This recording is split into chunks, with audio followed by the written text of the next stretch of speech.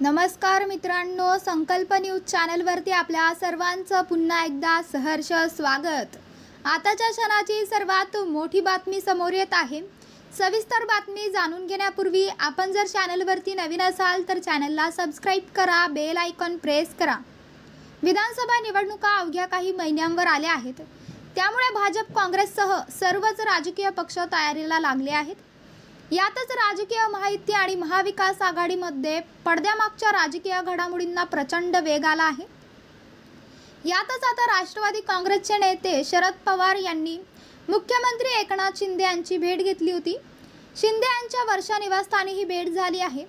15 दिवसाच्या आतच ही या दोन दिग्गज नेत्यांची दुसऱ्यांदा भेट आहे, त्यामुळे राजकीय वर्तुळात चर्चांना उधाण आले आहे।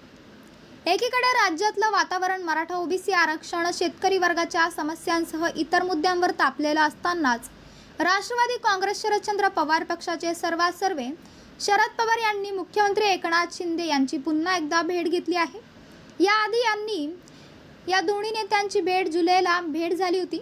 गेल्या भेटीत मराठा आरक्षण, ओबीसी आरक्षणासह इतर प्रश्नांवर चर्चा झाली होती।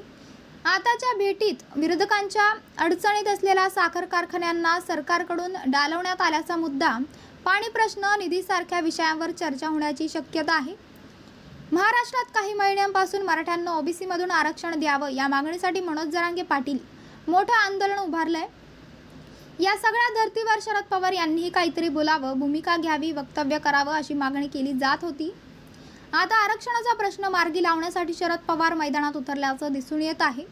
मंत्री आणि ओबीसी नेते छगन भुजबळ यांनी बंडानंतरचे भेदाभेद विसरून शरद पवार यांची त्यांच्या निवासस्थानी आणि काही दिवसांपूर्वी भेट घेतली होती। या भेटीनंतर शरद पवार हे मुख्यमंत्र्यांची याच मुद्द्यावर भेट घेतील असं छगन भुजबळ यांनी सांगितलं होतं।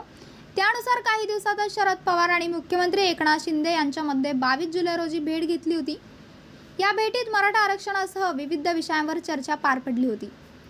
तर मित्रांनो, आपल्याला काय वाटतंय? आपली प्रतिक्रिया आम्हाला कमेंट बॉक्सच्या माध्यमातून नक्कीच कळवा आणि चॅनलला आणखीनही सबस्क्राइब केलं नसेल तर चॅनलला सबस्क्राइब करा, बेल आयकॉन प्रेस करा, जेणेकरून असेच नवनवीन व्हिडिओ व चालू राजकीय घडामोडी सर्वप्रथम आपल्याला या चॅनलवरती बघायला मिळतील। भेटूयात पुढच्या व्हिडिओज, तोपर्यंत धन्यवाद। जय महाराष्ट्र।